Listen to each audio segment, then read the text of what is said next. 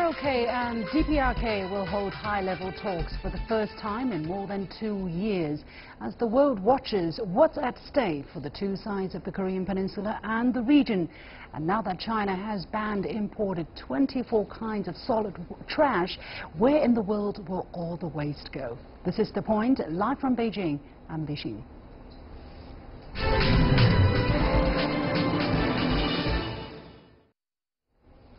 On Tuesday, the Democratic People's Republic of Korea and the Republic of Korea will hold highly anticipated talks in the border village of Panmunjom for the first time since 2015.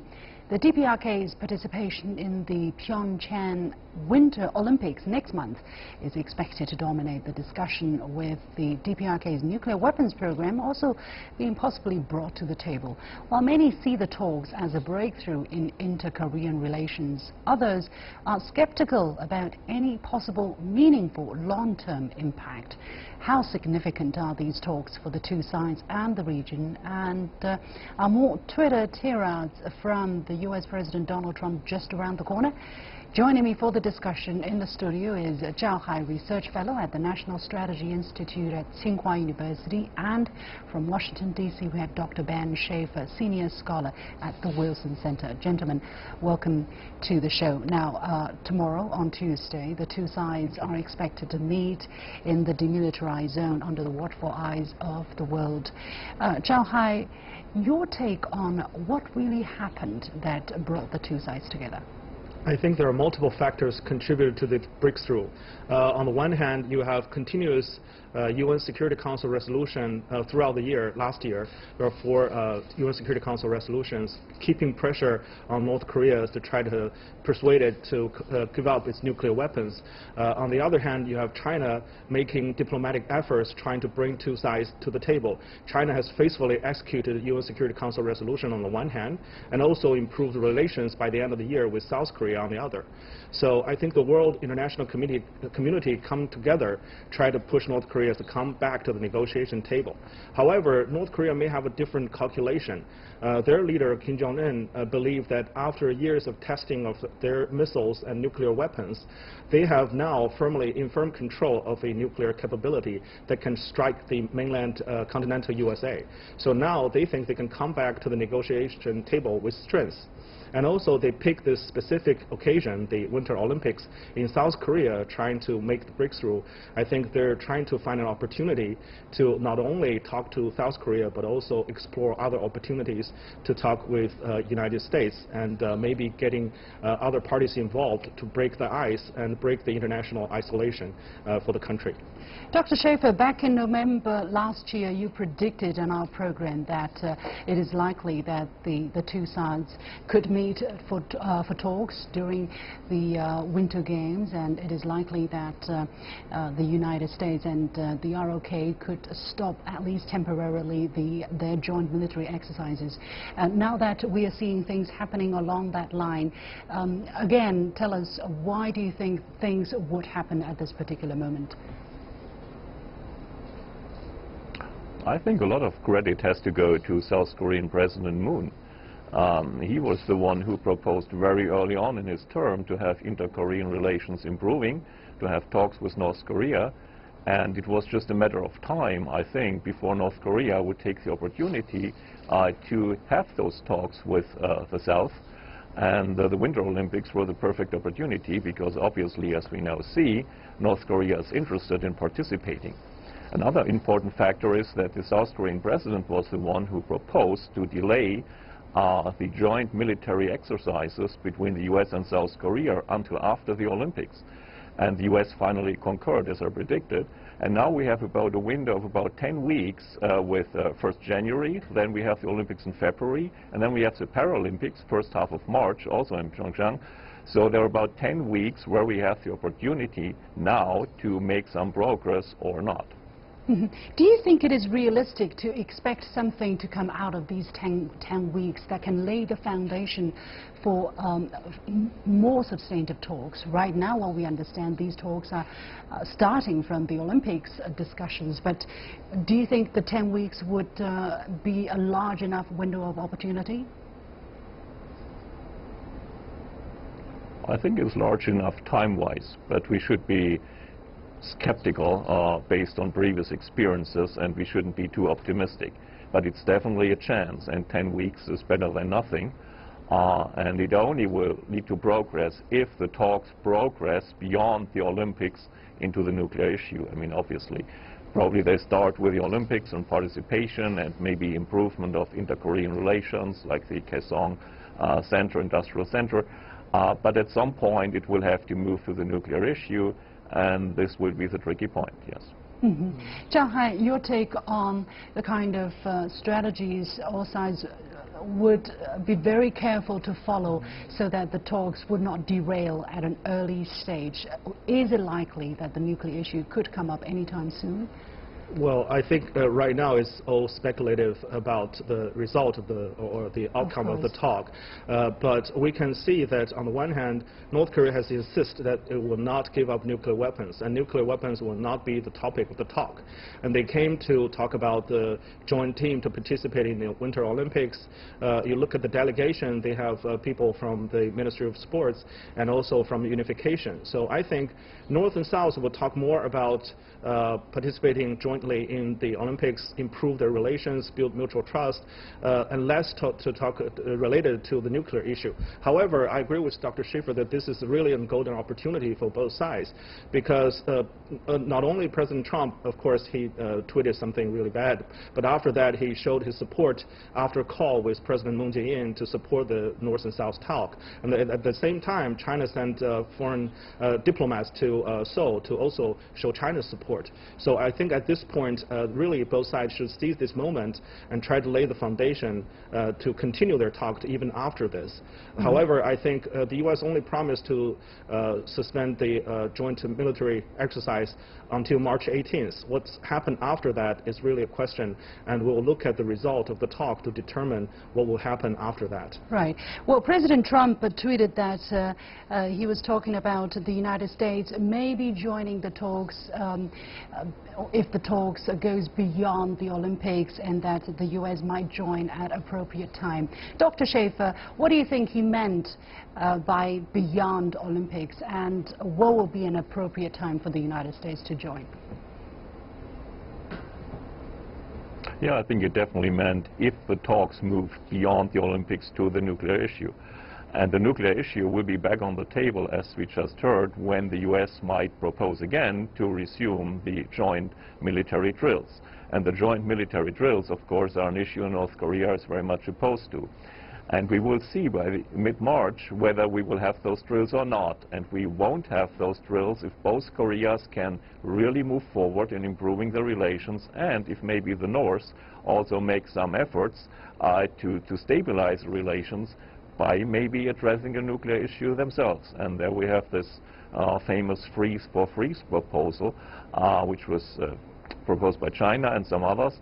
And I think we will see this somehow on the table at some point, because the only way basically to stop the resuming of drills between South Korea and the U.S. would be some movement on the North Korean side with regard to the nuclear issue, like say have a freeze on ballistic missile tests or nuclear tests. And this would be maybe then the first step towards maybe multilateral talks. Right. Some people have been talking about the kind of appeasement, that de facto appeasement that has actually happened since the multi-party talks, because it didn't achieve the goal of denuclearize or freezing the nuclear program of the DPRK, but rather gave the DPRK the time it needed to continue developing and researching its nuclear weapon. Dr. Schaefer, do you think it is still realistic to expect ultimately that the DPRK can be denuclearized? I think at this point it's not realistic to expect, no. Unless we really have a multilateral process that then leads to a bilateral process between North Korea and the U.S. In the end, it has to be a bilateral agreement between the U.S. and North Korea. And in order to get to that point, we probably have to go to many stages, like first inter-Korean talks, then maybe six-party talks, but at some point the nuclear issue will have to be two-party talks between the two parties who are the nuclear powers, which are now the United States and North Korea. And Zhao Hai, your take on this question here? Well, I think complete denuclearization on the Korean Peninsula will remain a long-term goal. And right now, our goal, I mean China's goal, is really to reduce the tension and to cooperate with South Korea and the United States. And also now with talk with North Korea, trying to bring peace and prosperity back to the Korean Peninsula. In order to do that, I think they need to do this phase by phase or step by step.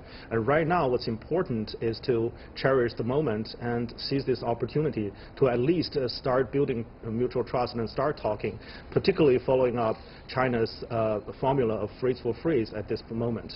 And I think if the North could agree to freeze this test for the remaining of the year, I think we can see the progress right now.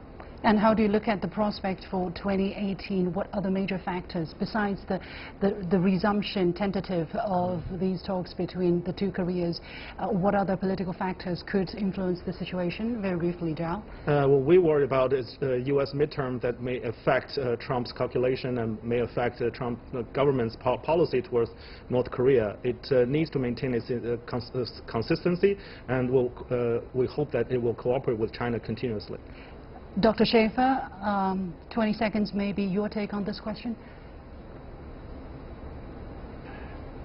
I think we currently don't have a really developed North Korean policy on the U.S. administration side. It's going step by step, and it's going in this way and this way, that way. So it takes some time before the U.S. will come to a stable position on North Korea as well. And this depends very much on now what we will see from tomorrow on in the inter-Korean talks. Thank you very much. We have to leave it there. Zhao Hai, Research Fellow at the National Strategy Institute at Tsinghua University, and Dr. Bernd Schaefer, Senior Scholar at the Wilson Center. And my point here, although positive signals are emerging from the DPRK nuclear issue, it must be said that the crisis has entered a new cycle that we have never seen before.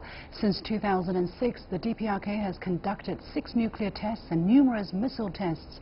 The country has at least tentatively acquired nuclear weapons capabilities. The U.S. has come to see the DPRK nuclear development grow from a potential threat to a realistic one. While talks are more likely to keep the situation relatively stable in the near future, the task of denuclearizing the peninsula has not become easier. However, it's a long way to go. However, you need to take the first step. You're watching The Point with me, Liu Xin. We'll take a short break. We'll be back right after this.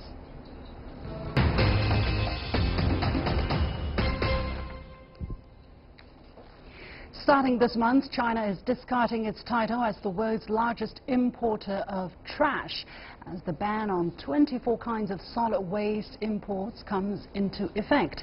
For decades, China has been importing trash to power its manufacturing boom. In 2016 alone, China took in over half of global plastic waste, absorbing 7.3 million metric tons from the US, Europe, Japan, and UK, for instance. So how are these countries coping now that China has banned these plastic imports and other waste? What will the ban do to help China's fight for a cleaner environment? And without China to taking the trash, where will the world's waste go? Joining me for this discussion from New York is Dan Green, co-founder of Recycle That, a U.S. special enterprise focusing on recycling clothes and shoes, among other things. And from Taipei, we have Ruby Chen, CEO and co-founder of CNEX Foundation, a private non-profit organization that supports Chinese independent documentary filmmaking, also the producer of Plastic China, an international award-winning documentary film released in 2016. Welcome to the two guests, but before we go into the discussion, here's a quick look at the policy itself. According to the Ministry of Environmental Protection, 24 types of solid waste under 4 categories, including certain types of mining slag, household waste plastics, unsorted waste paper, and waste textiles will be banned starting from January the 1st this year. Now, by the end of 2019, China will also ban imports of solid waste that can be replaced with domestic resources. So indeed, long-reaching effects affecting all the exporters and the importer, that is China. So Ruby, let me come to you first. You produced this documentary, Plastic China, and before that, the director that you worked with also produced another very important documentary about garbage dumps besieging the capital city of Beijing. From your understanding and investigation, how big of a crisis China was facing, both in terms of environment and public health, and how urgent it was for China to roll out such a ban?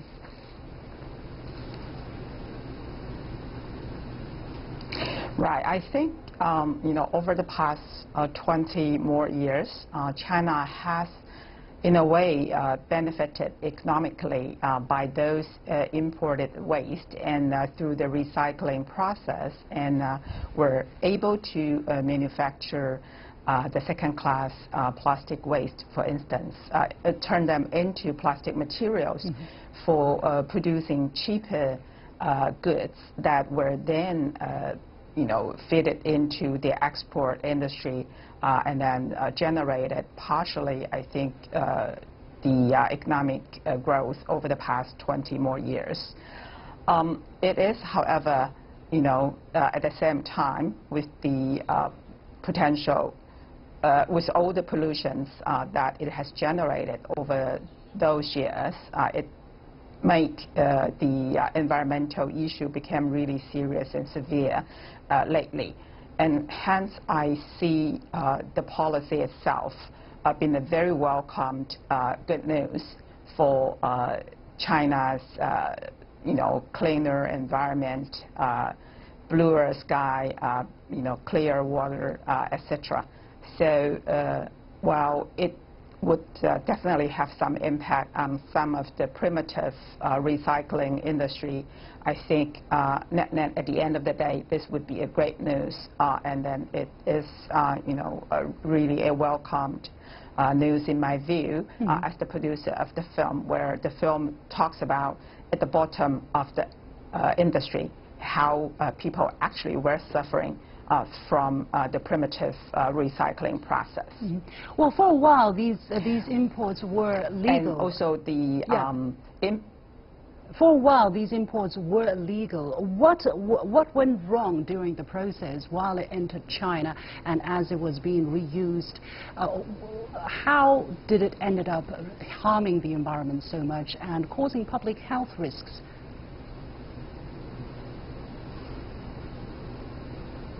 Right. I think originally, all these things are allowed to be imported by the policy, the trade policy. And I think, there would have been a quite clear definition of what types of waste the policy means. Nevertheless, we understand human nature, has this tendency of taking shortcuts, of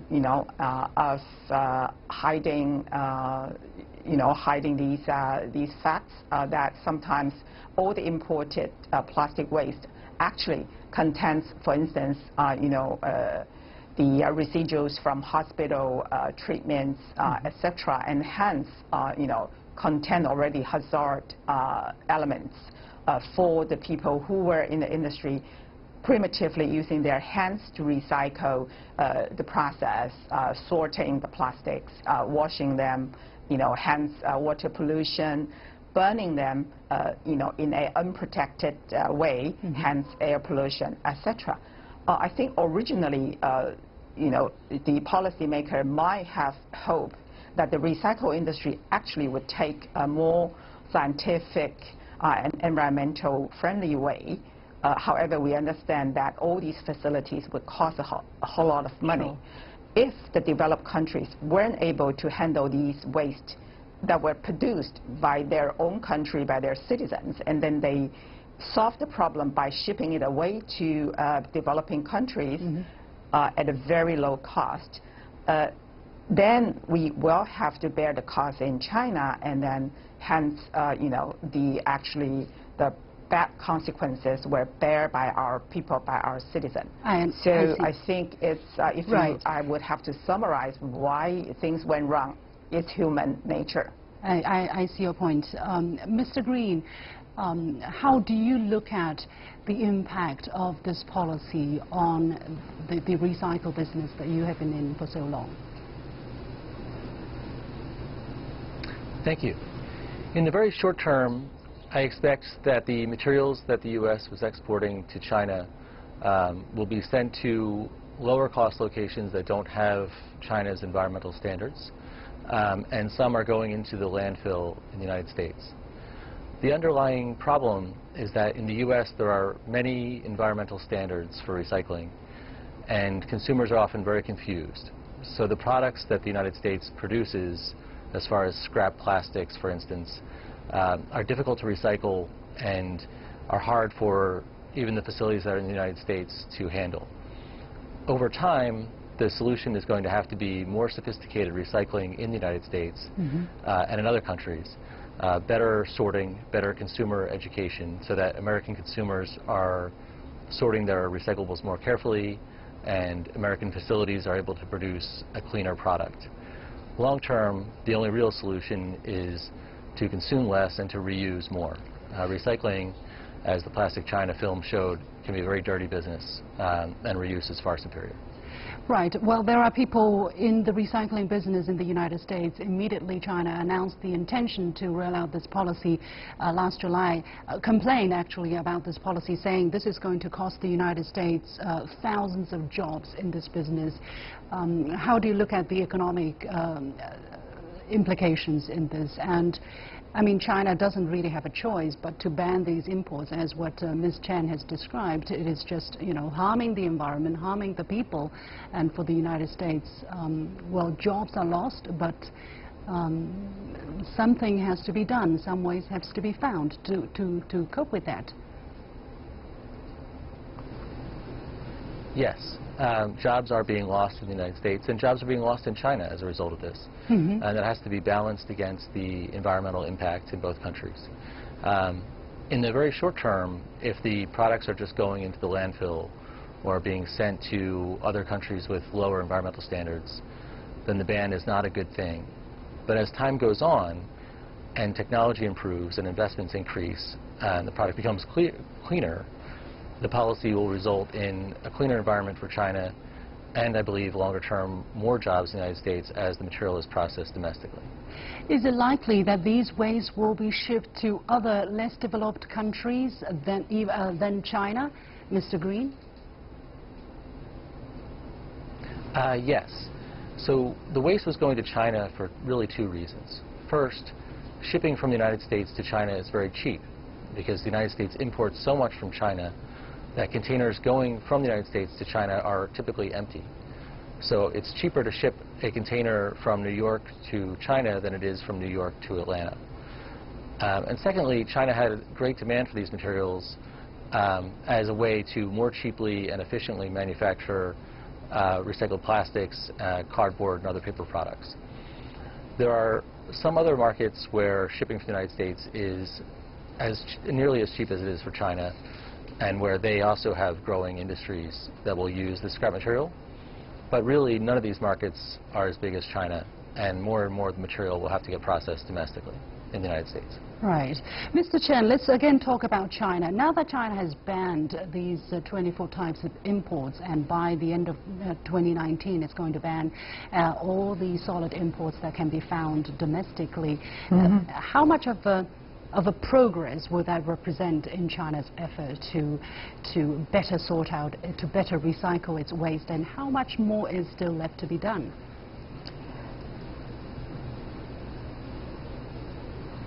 Well, I think, you know, as what Mr. Green just mentioned at the beginning of this thing, it would definitely affect some people's, you know, job. But as we said, life finds its own way. So, you know, once this has been announced, already we have seen factories and workshops closed, and people were starting to look for other opportunities to do other jobs that are, you know, relatively much more healthier and cleaner. And hence, I think in the long run, this would mean that there would be quite probably thousands of workshops that would have, unfortunately, to be closed down. But we can see that people understand the pollution that this is generating. It's actually bad for everybody. And then it's not worthwhile spending their lives for making that little amount of money. I think in the long run, over time, all these problems were sorted out. And especially now with the government paying quite a lot of attention on these issues, especially the pollution and the hygiene and the health issues. I think I can almost foresee that it would take a few years where everything would gradually be gradually, slowly kind of put itself on the right track. I also would like to make a point about the consumers' behavior, both inside China and internationally. Absolutely. I think we have been over the past decades relying so much and too much, perhaps, on these kind of like one-time stuff. And I think it is really time for us to be really conscious about what we're doing to the planet, and reuse things as much as we could, use less plastic as much as we could. And I think it also matters for all the manufacturers around the world to rethink and about their packaging and everything. How can we be more environmental friendly, net, and then making sure that what we're doing are sustainable. Okay, we have to leave it there. Many thanks to our two guests, Dan Green, co-founder of Recycle That, and Ruby Chen, CEO and co-founder of CNEX Foundation, also producer of the documentary film Plastic China. Here is my last point. In the 1980s, because of China's need for raw materials, the country allowed for the import of recycled garbage.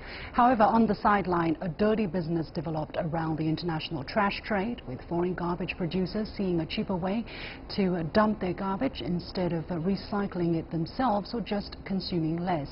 Now, China is doing the right thing to say no to foreign garbage, even if this is going to raise the price of raw materials for domestic manufacturers. However, when I read some Western articles about the impact of the ban, I was quite appalled to find out how China was again being blamed for creating a problem for producers and consumers in the West.